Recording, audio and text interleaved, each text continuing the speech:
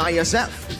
I think Indonesia don't really want to go up against it, but they don't really have a choice. The Philippines have so many other heroes in their arsenal that Indonesians are forced to pick, they're between a rock and a hard place.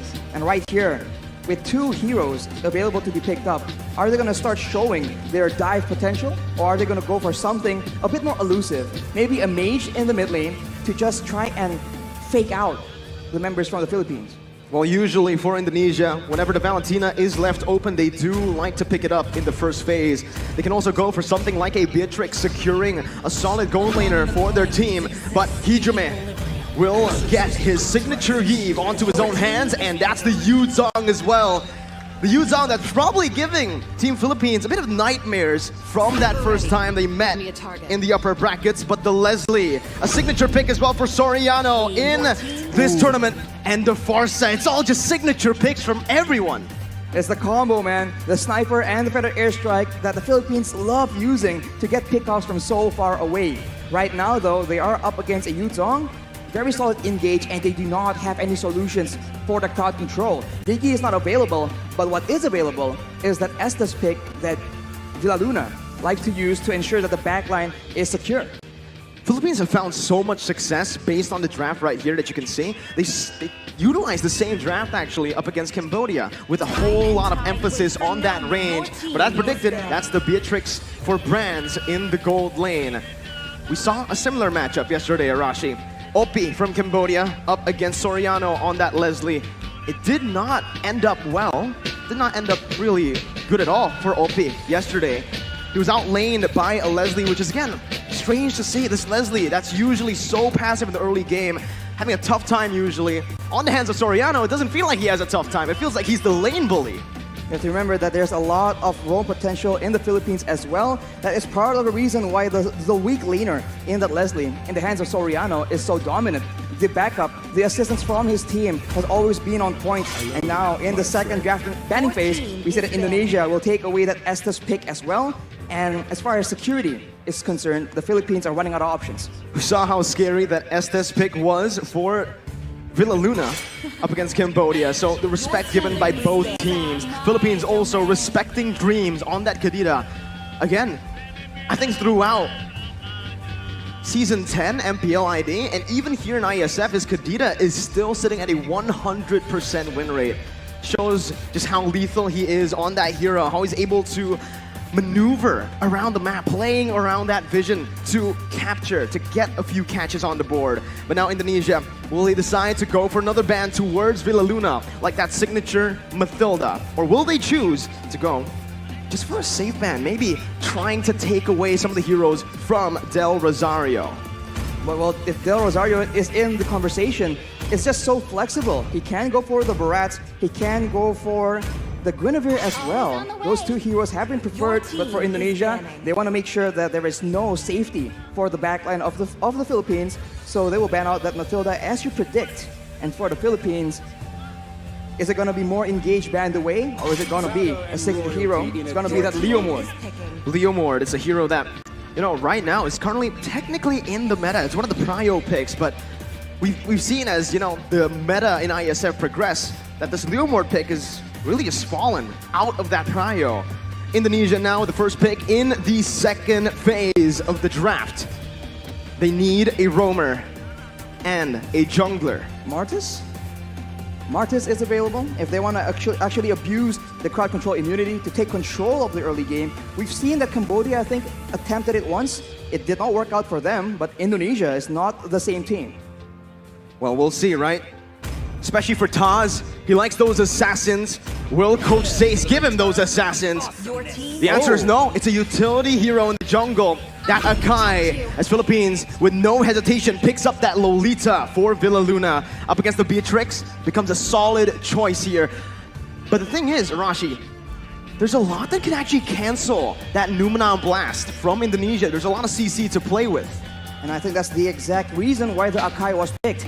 Being able to secure the backline, maybe zone away, and push away the pad up on that Benedetta with the heavy spin. That is an option they can play around with. And in those big fights, how dynamic Indonesia is, we have no idea if the Akai is going to be an engage tool or just a crowd control tool used to just make a mess out of the formations of the Philippines.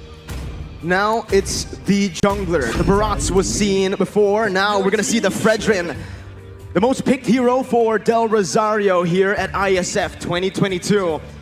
And now for Indonesia, what's left is just the roamer. At this point, they have a solid engage already, good disengage with the Akai as well. They might actually want to double down on that cover, right? The peel pressure for the Beatrix, for the Iesf to play it front to back. If the Beatrix itemizes for DPS, I think he can match the damage out of the Leslie. Although in the late game, the true damage is the big main concern, as well as the fact that Soriano can act a bit of like an assassin and just snipe out the squishier members. So I think crowd control is still what Indonesia will try and go for. The answer will be that Franco, man. They want to make sure that they can get all the lead possible, but that's only if they can land those iron hooks. There's a lot of mobility from Philippines, but Indonesia want to get that ball rolling from the start up against this team. Both of the drafts have been set once again. Arashi, the first game will set the pace, will set the tone for the entire series.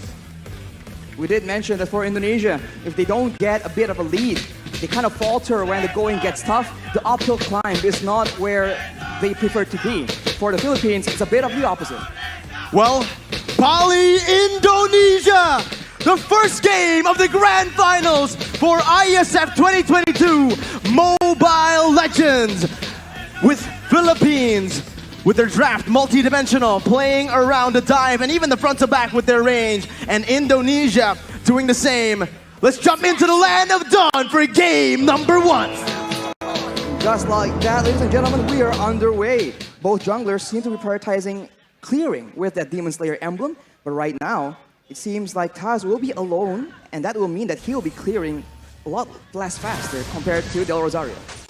Looking at both of the matchups here, well, the matchup in the mid lane, technically, it will definitely favor Imam and Villaluna on the Farsa and Lolita when it comes to clear, and especially when it comes to roaming around. Psychots is going to be the target here. Petrify used by Dapada already early on.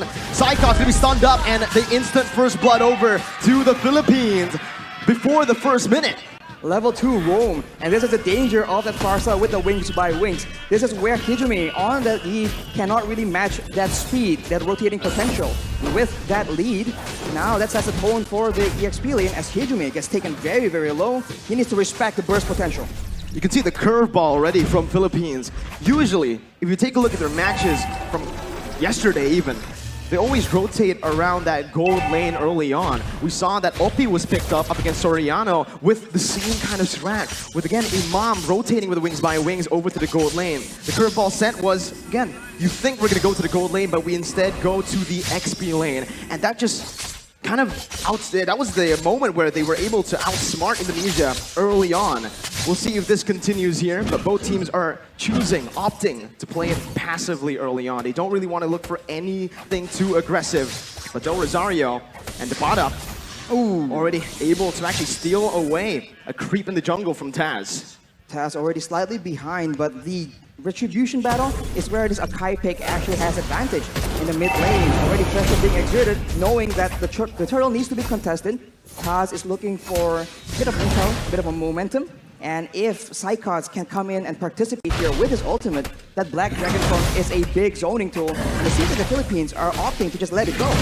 Mid-control was won by Indonesia right now, but that's going to be the retribution from Taz to secure the turtle. Top side of Yours Bastion with a real-world manipulation, and that's going to be Dreams flickering forward, finding Villaluna, picking up a double kill for the roamer from Indonesia. What a turn of events right here. Letting go of the turtle, going for the topside play, but still falling short as Indonesia actually makes a play. Del Rosario is stuck in a 1v1, but it's a retribution battle, and actually Taz comes out on top. Without the retribution, Taz plays it really well with that heavy spin. He was trying to buy time to get that retribution cooldown back, but he didn't even need it. He was able to steal it away. Now, 2 minutes in, Arashi, again, we need to talk about that. Indonesia opted to play around the turtle, getting the turtle onto their hands. Philippines, they opted to rotate, maybe even trade in the gold lane, but they weren't able to find any kills. It's because they don't have a lot of combos, but look at here, Taz getting bursted down. Gonna be taken down here by the damage from Imam. Del Rosario tanking a whole lot. Pops that Appraiser's Wrath, as Dreams is going to be stunned up. They're looking for more right now. Dreams going to be collapsed on as Tapada rotates as well. It's that ultimate bonding experience already in the 3rd minute. They're grouping up. And it's that speed that the Philippines can use to outmaneuver Indonesia. When going gets tough and the combos come in from Indonesia, the Filipinos have speed in their hands and they are using it again in the top side. But fortunately, Brands will not be targeted just yet. The waves, as you can see, is what is important here. If the Filipinos can use this wave pressure to actually roam around faster, it doesn't even matter if the Indonesians have superior engage.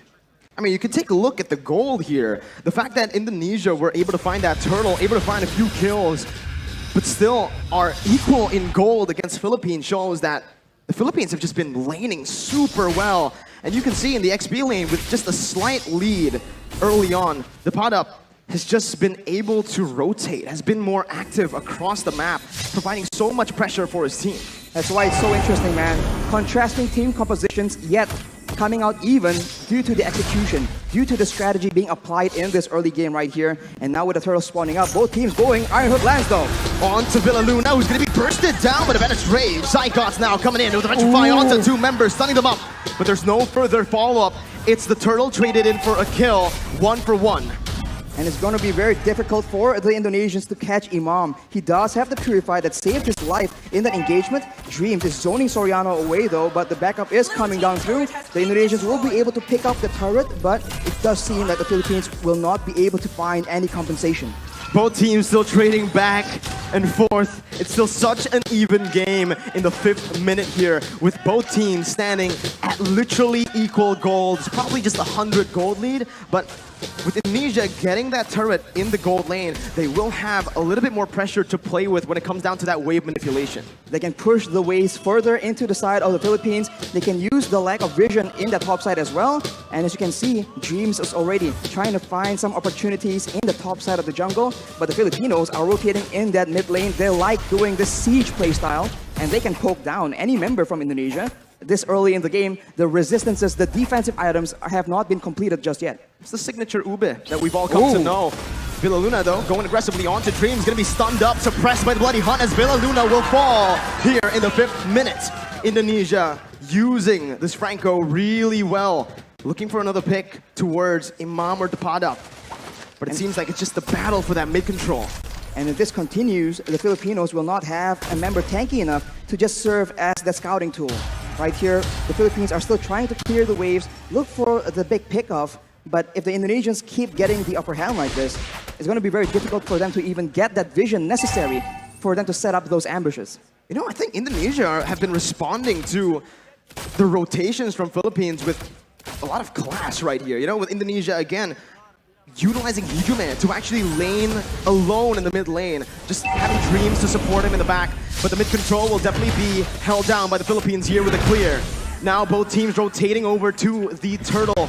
6 minutes in, Del Rosario with Philippines looking for it. Taz goes in for the heavy spin, but will be stunned up. Dreams now in the back, not going to be able to find anything, but it's going to be Psychots who finds the Petrify. It's another Petrify for the Tapada. Now in a 1v5, it's Psychots who's going to be taken down. Both of the XP laners falling down. Del Rosario going to be there in the front, but it's an amazing hook over from the side of Dreams. Del Rosario taken very low, the damage coming in to support that, but it will not be enough. It's just a 1-for-2. Indonesia again with a bit of a lead, but the turtle did go to the hands of Philippines. The Indonesians come out on top due to their superior crowd control, and this is what we're talking about. When the going gets tough, when everything is clumped up like that, the Indonesians have a bit of an advantage, at least until later on in the late game. For now, the Filipinos, they need to be very careful for that Iron Hook. Dreams has been very, very smart in waiting for the right opportunities. And we look at this fight right here, where both EXP laners are able to zone away their respective teams, but afterwards, the damage potential and this amazing hook from Dreams is able to get Indonesia that advantage in that fight. There's so much pressure on the shoulders of Philippines. 1-0 down already. If Indonesia wins this, it's match point. They only need one more game after to secure the victory in this grand finals. So the pressure is on for Philippines as the Iron Hook will be cancelled out there by Villaluna. Now it's Indonesia who are looking to get that mid turret. looking to get that mid turret, and they have pressure on the side lanes as well. So the jungle is no longer safe for Del Rosario to start farming into, and without any tanks available, as we mentioned earlier, it's going to be very difficult. Brands with the Nibiru's Passion, that's a lot of damage, but that's his conversion coming in from the Philippines. That's a taunt coming in. Hijume going to be bursted down by the pot up in the back with the help of the Feather Airstrike. A 1-for-0 right now, but Indonesia, they choose to back away, not wanting to go for a 4v5. 5 seconds for the Lord, and Philippines will need to go for this right now with a man advantage. The adjustment coming in from the Philippines is so good right now. They are a team that wants to go front to back, but given the right circumstances, they understand that they can flank around and actually catch the backlines from the Indonesia off guard, but that is what Fuse is able to do with the Iron Hook. A beautiful Feather Airstrike there to save Villaluna, but now Psychos jumps in with the Black Dragon form, able to find a Petrify, taking the kill onto Villaluna. The pot up on the backs right now, jumping in. Brand still able to cut away. Taz dealing a whole lot right now as Del Rosario and Soriano are on to the Lord. Taz looking for the steal right now at the real world, but Inflation will be able to find the 2 members immobilized. Taz versus Del Rosario as the pot up comes in. That's Davi's favorite, and pot up finds the steal onto the Lord. Del Rosario now trying to back off with Taz as well. The pot up still coming in, providing that escape for Del Rosario, and Philippines come out on top. They're on the back foot, but they find the fight that they require, and Dapdap with that Benedetta, just so good, zoning everyone away, and somehow, some way, securing that turtle as well. We'll see that the real manipulation has been fought by Hijume here to zone the Filipinos away, but the Padap doesn't care. He keeps going for it, and Del Rosario is able to occupy everyone else, and that dive advantage, that backline vulnerability is showing for the Indonesians. It was super risky, Arashi. I feel like, again, they wanted to just chain their damage together. The pot up with the Phantom Slash and obviously the Retribution from Del Rosario. It caught Taz off guard, but again, that was a risky move because if Taz has read that, they would have been able to find that kill onto the Lord. The pot up, again, just dealing out that damage. He's actually doing a lot here, poking even against Indonesia, where he should be just that backline threat.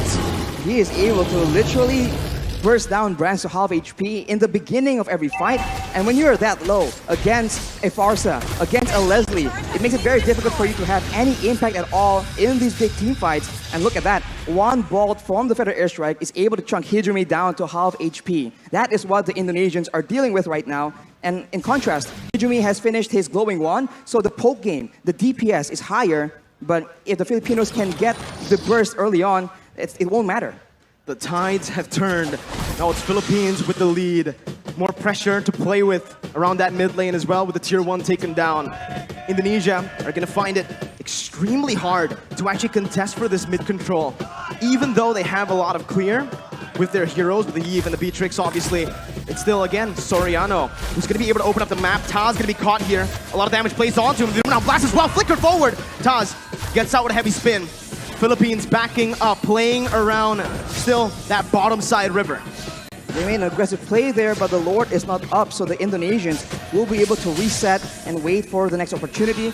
But you can see the difference right here. The Filipinos are the ones setting up, waiting for an engage, waiting for a chance to just burst someone down from the side of the Indonesians. Unless the Indonesians can secure those defensive items, some physical and magical defense, it's going to be very difficult for them to even be in the picture for those neutral objective contests. We're creeping in towards that late stage of the game. Let's talk a little bit about the draft, Arashi. Who has the edge when it comes to that late game for both Philippines and Indonesia? In a weird way, it does seem very even, but of course it depends on how the team fight goes. The Filipinos have true damage in their favor, and they have AoE, but a pickoff in the top lane with Brands and Dreams finding a kill to the pot up, the man that's been such an impactful player around these neutral objective takes. And just like that, you can see Indonesia circling around the Enhanced Lord, looking for it, trying to commit onto it. Without the pad up in the picture, the Indonesians can have an easier time. They might be using this Lord to just bait out some fights. Hijume has the Ice Queen's wand, so if the Filipinos miss position the Indonesians can definitely capitalize unless Hijumi almost gets taken out, and now the Indonesians pop the Black Dragon form. Del Rosario on the flanks right now, jumping in, looking for the steal. Hijumi finds it, secures it for Indonesia as Villa Luna's Lumina Blast is going to be cancelled out. Del Rosario falling. Indonesia turning the game again towards their favor. 13 minutes in with the Enhanced Lord and an amazing snipe from Brands to connect onto Imam. Dreams looking for the hook once again. Villa Luna not having the shield. It is just going to be Indonesia looking for a slow push with the Enhanced Lord. They do not want to overextend. And in the long-range department here, Farsa and Leslie against a Beatrix and a Iesf. It's a bit funny because both have burst damage, and DPS-wise though, I think the Indonesians have it. So if they play the prolonged long-range game, I think Hijumi might just be able to do a lot more damage than Imam. But of course, it depends on what the whole team wants to do. With the Lord approaching now, with the towers falling down consistently for the Indonesians, they're waiting for an opportunity. And this is where the Filipinos have a chance to go for that massive engage to try and turn things around. Top lane, that's the Enhanced Lord marching down with the mid lane as well coming in. Indonesia looking for that three-way push. Dreams looking for the flanks right there, looking for a pickoff. A good feather airstrike to zone Hijumi away, as it's a beautiful micromanagement from Team Philippines as they are able to defend, losing only one base turret right now. Ooh. Dreams almost finding that hook, but will not be able to. Only one base turret falls in that skirmish, in that siege. You can see the discipline and the care that the Indonesians are using right now. They would usually go for an engage and perhaps go for a big fight, but they know against the Philippines, that could be the exact play that allows them to come back. If you take a look at the levels right now, Brands and Taz already at level 15, they definitely have a bit of an edge compared to the Filipinos, but soon, at about the 15 to 16 minute mark, it will no longer matter. The gold advantage will be moot because both teams will have a full inventory slot. Now it comes down to the vision game. When we're at this point with just the base turrets left standing, Philippines needs to be extremely disciplined when it comes down to opening the jungle up. You can see they're grouping up towards that purple buff for Del Rosario. Brand's able to siege down that base turret in the bottom lane with the Renner. Now the mid lane base turret is all that is left. Some vision there provided by Philippines over to the bottom side jungle. But Indonesia will choose to play it disciplined, not wanting to go for anything too crazy, as we are going to take a look at the item check here in 15 minutes. Well, Imam definitely has an abundance of damage right here. The Holy Crystal and the Divine Glaive penetrating the magical defense and also gaining a lot more magic power in the process. Along with that though, if you itemize for that magical damage, Soriano has a full inventory slot as well with the BOD. So if Brands gets chunked low enough, one hit is all it takes. And if he's out of range, the snipes are still an option as well. The Lord dance here from both these teams will decide how this game turns around. We'll see again. Indonesia still holding on to that lead. Again, with the waves being manipulated as it is, slow pushing in the top lane and that bottom lane. Philippines will have to send a few members, or maybe just one member, to just stay in the base defending. Again, Indonesia will have a little bit of a man advantage here, forcing the errors to come through from Philippines as they look for the Enhanced Lord in the 16-minute. That's a hook again. Dreams reading it out well, but it's going to be the stun coming in from the Lord. Immortality popped in. Brands dodging away from Feather Airstrike. Del Rosario looking for the flanks right now. Is activating the heavy spin. And that's the Lord secured by Indonesia. Lumina Blast by Villa Luna. Cancelled out by Taz. Soriano massive in the back line. Still able to find Psychots. Both teams, again, just trading. Dreams with the concealed play. Looking for a hook. Del Rosario and the rest of the Philippines will be able to play around those mini waves to stop the hook from connecting. It's a 1-for-1. Lord for Psychots. Lord for Psychots, and that is calculative gameplay coming in from the Indonesians. Knowing that the Padap is on the other side of the map, they go for that Lord play, and they were able to catch the Filipinos off guard. And now, look at the hook! Hijumi with the help of Brands snipes them down! The bottom onto the back line, doing a whole lot of damage. The Mirror's Bastion from Brands, spraying them down with the help of the real world manipulation. Hijumi takes them down. It's a 3-4-0 for Indonesia. Del Rosario with the Appraiser's Brand 1v3, taunting Dreams up, but Brands will be able to melt him down. Soriano tagged down. It's a triple kill for Brands, and it's match point for Indonesia. What a fight by the Indonesians, knowing that they have an advantage, landing the hook.